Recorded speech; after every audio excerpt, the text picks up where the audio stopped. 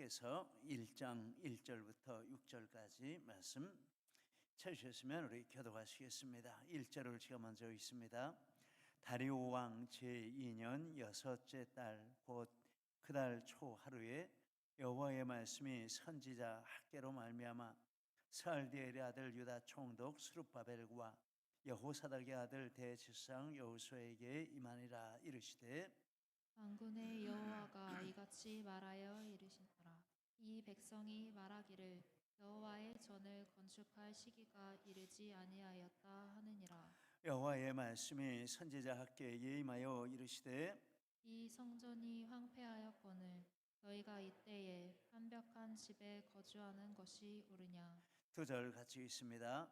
그러므로 이제 만군의 여호와가 이같이 말하노니 너희는 너희의 행위를 살필지니라.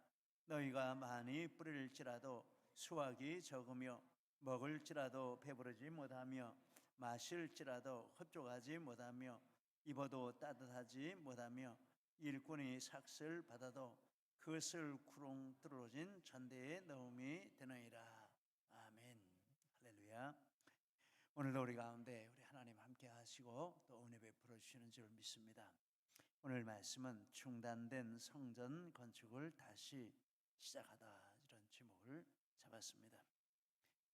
학개는 바벨론 포로로 잡혀간 유다 백성의 자손으로 바벨론에서 출생했다, 이렇게 알려져 있습니다.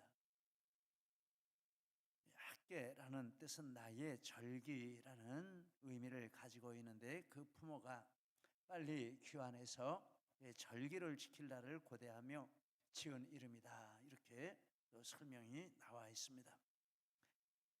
그래서 그런지 바사왕 고레스의 칙령으로 1차 귀환하는 유다 백성의 한 사람으로 귀환을 했습니다. 1차 귀환한 백성들이 성전 건축을 시작했지만 대적들의 회방으로 2년 만에 중단이 되고 말았습니다. 학개는 성전 건축을 시작한 것과 또 중단된 것도 경험을 했고, 그리고 나서 하나님이 그를 부르셨는데 귀환한 지 16년 후 성전 건축이 중단된 지 14년 후에 이 학개를 선지자로 부르셨습니다. 그래서 학개의 선포는 다리오 왕 2년 6월에 시작이 되었습니다. 1절에 보니까 다리오 왕 제2년 여섯째 달 곧 그달 초 하루에 여호와의 말씀이 선지자 학개로 말미암아, 포로된 지 16년 만에 성전 건축이 중단된 지 14년 만에 하나님이 학개에게 말씀을 주시고, 2장 10절에 보니까 다리오 왕 제2년 9째 달 24일에 여호와의 말씀이 선지자 학개에게 임하니라, 이렇게 말씀을 하고 있습니다. 6, 7, 8, 9 약 4개월 정도 하나님께서 학개를 통해 말씀을 하셨습니다. 그런데 학개의 선포에 감동을 받은 백성들이 2년 4년 성전 건축을 바로 시작을 했고, 그로부터 4년 후인 다리오 6년 2월에 성전 건축을 완성했다, 이렇게 나오고 있습니다. 횟수를 따져보니까 586년 주전에 유다가 멸망하고 성전이 파괴되었는데, 그때로부터 꼭 70년 후인 516년에 이 학개의 예언을 따라서 이 성전 건축을 다시 시작을 해서 70년 만에 이 성전이 재건이 되었습니다. 이 성전을 스룹바벨 성전이라 이렇게 부르고 있습니다. 성전의 역사는 모세의 성막에서부터 시작한다면 모세의 성막, 솔로몬 성전, 스룹바벨 성전, 그리고 헤롯 성전, 성전으로만 따지면 솔로몬 성전, 그 다음에 스룹바벨 성전, 그 다음에 헤롯 성전, 이렇게 3대 성전이 성경에 나오는데 그 중에 중간에 해당되는 성전이 되겠습니다. 하나님께서는 스룹바벨 성전을 통해서 에스라 느헤미야의 대부흥을 일으켜 주시고, 예수님 오실 때까지 메시아를 대망하는 영적인 물줄기가 흘러가게 하는 이런 통로로 사용해 주신 것을 보게 됩니다. 학교의 사역의 기간은 4개월밖에는 되지 않습니다. 만 4개월 되는 것도 아니고 약 4개월, 한 3개월 반 정도 이렇게 되는데 한 100일 정도 사역을 했다 이렇게 볼 수 있는데, 이렇게 짧게 사역한 선지자는 없습니다. 학교가 유일합니다. 그런데 그렇게 짧게 사역을 했지만 그 사역의 열매는 굉장한 의미를 가지고 있고 역사적인 이런 것이었다라는 것을 보게 됩니다. 스룹바벨 성전을 짓게 되는 이런 원인이 되었으니 얼마나 대단한 일인지 모릅니다. 하나님께서 학교에게 첫 번째 말씀을 주십니다. 그때는 바사왕 다리오 제2년 여섯째 달 초하루, 1절에 아까 읽었습니다만 다리오 왕 제2년 여섯째 달 곧 그 달 초 하루에 학교에게 주신 말씀의 그 대상은 총독 스룹바벨 그리고 대제사장 여호수아라 이렇게 말씀을 합니다. 1절에 여호와의 말씀이 선지자 학개로 말미암아 스알디엘의 아들 유다 총독 스룹바벨과 여호사닥의 아들 대제사장 여호수아에게 임하니라. 이 스룹바벨은 왕족입니다. 유다의 마지막 왕들 중에 여호야긴이라는 왕이 있는데 그의 후손으로서 바벨론의 포로로 잡혀갔고 바벨론의 포로 생활, 바벨론이 끝나고 바사 왕국에 의해서 유다의 총독으로 이렇게 임명이 되었습니다. 그래서 스룹바벨은 총독의 자격으로 이스라엘 백성들을 이끌고 1차 귀환하는 지도자 역할을 했습니다. 여호수아는 바벨론의 포로로 되어간 대제사장 여호사닥이 있는데 그의 아들이 바로 이 여호수아입니다. 그래서 대제사장의 자격으로 스룹바벨과 함께 이스라엘 백성들을 이끌고 1차 귀환하는 두 명의 지도자였습니다. 그래서 1차 귀환 때 둘이 합심해서 백성들을 인도해서 유다로 돌아왔고 그리고 성전 건축도 지휘했고 중단된 성전 건축을 다시 백성을 일으켜서 이루어갈 사람도 바로 이 두 사람이었다라는 것입니다. 그래서 하나님께서 먼저 이 두 사람에게 학개를 통해서 하나님의 말씀을 주셨다라고 하겠습니다. 하나님께서 이렇게 지도자들에게 말씀을 주시고 지도자들이 합심해서 순종할 때 하나님의 큰 역사를 이루신다라는 진리를 배우게 됩니다. 하나님께서 유다 백성의 잘못을 이렇게 먼저 지적을 하십니다. 백성들이 성전을 건축할 시기가 이르지 않았다 이런 말을 하는 것을 지적하십니다. 2절에 만군의 여호와가 이같이 말하여 이르노라. 이 백성이 말하기를 여호와의 전을 건축할 시기가 이르지 아니하였다 하느니라. 메시어로 보니까 백성이 때가 아니라고 하면서 성전 건축을 계속해서 미룬다.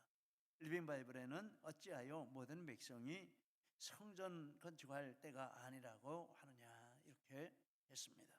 아직 때가 아니다, 때가 아니다 이런 말들을 하며 이제 움직이려고 하지를 않는다라는 것입니다.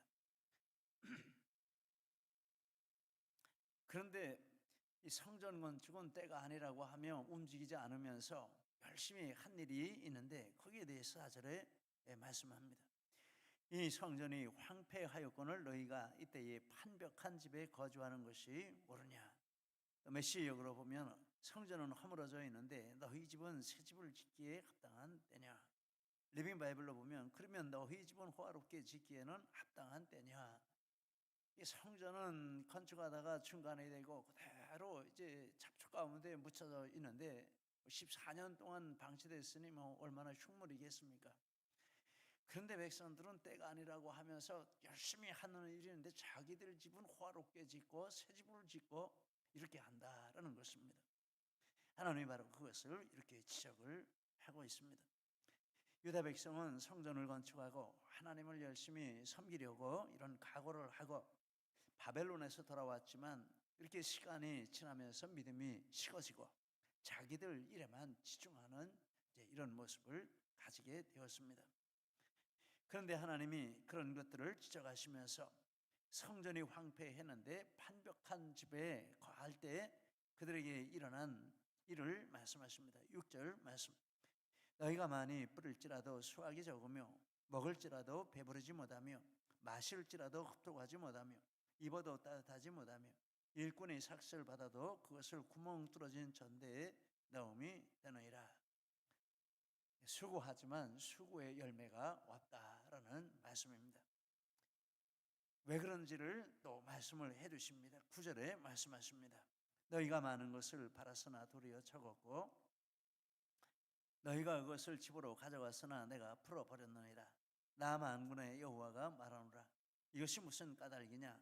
내 집은 황폐하였으되 너희는 각각 자기의 집을 짓기 위하여 빨랐음이라. 하나님의 성전은 황폐하게 내버려두면서 자기들 집 짓는 데는 이렇게 발 빠르게 움직이고 열심을 내었기 때문에 하나님이 백성들의 이런 수고의 열매를 거두지 못하게 하셨다, 이렇게 말씀을 합니다.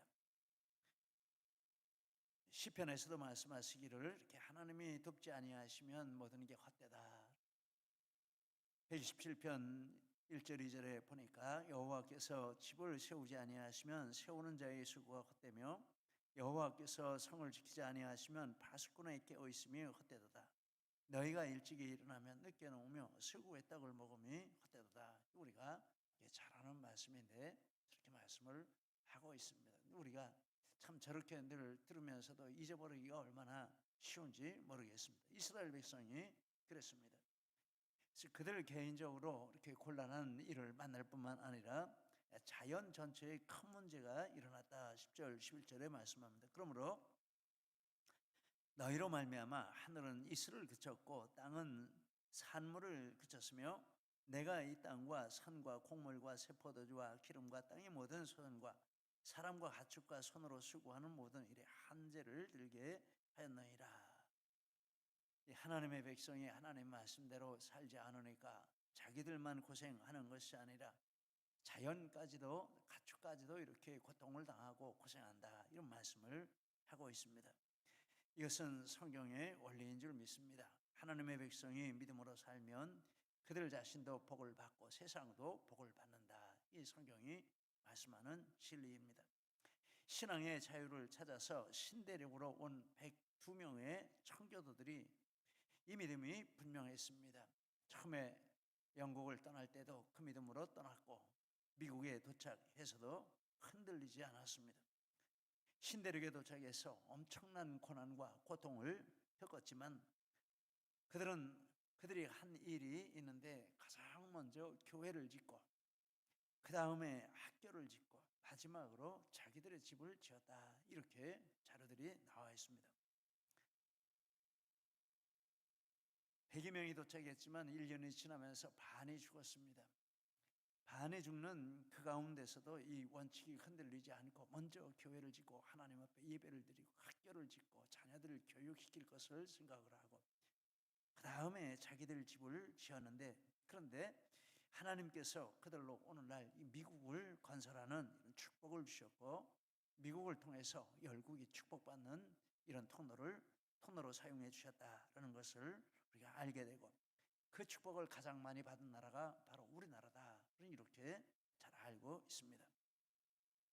우리도 이 청교들처럼 믿음 생활을 잘하고 하나님 잘 섬겨서 우리 자신도 축복을 받고 또 나아가 이웃과 자연 만물에게까지 축복의 통로가 되는 이것이 바른 일인 줄 믿습니다. 하나님께서 이스라엘에게 그들의 행위를 살피라 5절과 7절 두 번에 걸쳐서 이렇게 말씀을 하십니다. 너희가 그렇게 한 모든 일들을 한번 살펴보기를 바란다라는 뜻입니다. 리빙 메시지 성경에 너희가 살아온 삶을 신중하게 곰곰이 돌아보라. 리빙 바이블에 너희가 어떻게 살아왔는지 그 결과가 어떤지를 깊이 헤아려보라. 참 이게 지혜인 줄 믿습니다. 어떤 일에 문제가 있을 때 우리의 수고한 것이 허사로 돌아갈 때 여기에 대해서 곰곰이 이렇게 생각을 해보는데 무엇을 기준으로 곰곰이 생각을 합니까? 하나님의 말씀을 기준으로 내 삶을 비춰보는 것입니다. 하나님 말씀에 비추어서 하나님 앞에 바르게 해왔는지 바르게 해오지 못한 것이 있는지 이것을 말씀에 비추어 살펴보고 잘못한 것이 있으면 고치고 잘한 것이 있으면 더 열심히 하고 이 하나님이 너희 행위를 살피라라는 이 말씀의 뜻인 줄 믿습니다. 부지런히 우리 행위를 살피고 말씀의 기준에 맞추도록 노력을 하고 이렇게 할 때 하나님께서 기뻐하시는 줄 믿습니다. 우리의 삶이 또한 바르게 될 줄 믿습니다. 이렇게 쭉 말씀을 해주셨는데 감사한 일은 이 유다 백성이 이제 그 말씀을 받아들인 것입니다. 그래서 중단된 성전 건축을 다시 시작했습니다. 하나님이 쭉 말씀을 하시면서 이제 중단된 성전을 다시 시작을 하라, 건축을 시작하라 권면하였습니다. 8절에 너희는 산에 올라가서 나무를 가져다가 성전을 건축하라. 그리하면 내가 그것으로 말미암아 기뻐하고 또 영광을 얻으리라 여호와가 말하였느니라. 이렇게 말씀하시고 하나님께서 지도자들과 백성의 마음을 감동시키셨습니다. 14절에 보니까 여호와께서 스알디엘의 아들 유다 총독 스룹바벨의 마음과 여호사닥의 아들 대지상 여호수아의 마음과 남은 모든 백성의 마음을 감동시키셨다. 이렇게 말씀을 하고 있습니다. 감동시키셨다라는 것은 성령으로 그 마음을 뜨겁게 만들어 주셨다라는 뜻이 되겠습니다. 하나님의 말씀을 진심으로 아멘으로 받게 되었다, 이런 뜻인 줄 믿습니다. 성령은 하시는 일이 그것입니다. 하나님 말씀을 아멘으로 받고 하나님 말씀에 뜨겁게 반응하고 그 말씀에 순종하려고 하고 그런 열정을 불러일으키는 성령의 감동이라고 하겠습니다. 그러면서 이제 학계 선자를 통해서 주시는 그 말씀을 사람의 말로 받지 않고 하나님의 말씀으로 받았습니다. 저 말씀이 학계가 개인적인 무슨 배경이 있어서 하는 말이 아니다. 하나님께 말씀을 받아서 그 말씀을 전하는 거다. 하나님의 말씀을 이렇게 들을 때 그런 마음으로 들으면 정말 복입니다. 또 그렇게 들어야 하는 줄 믿습니다. 무슨 감정이 있어가지고 나한테 들으라고 저런 말 하는 거지? 이렇게 들으면 그것처럼 문제되는 게 어디 있습니까? 정말 듣기에 거북한 말도 있을 수 있고 또 듣기에 좋은 말도 있을 수 있지만 듣기에 좋은 말은 우리에게 그렇게 큰 은혜가 되는 것이 아닙니다. 거북한 말인데 그게 내게 거북할 때는 지금 나에게 무슨 문제가 있다 이렇게 생각하면 맞습니다. 내게 문제가 있기 때문에 하나님이 이 말씀을 내게 주시는 것이고 이 말씀에 나를 좀 비춰봐야 되겠다, 이게 맞습니다. 그렇죠? 예, 그렇게 할 때 발전이 있는 거고 또 새로운 은혜가 임하는 것이고 그런 것이죠. 근데 이스라엘 백성이 그렇게 했다라는 것입니다.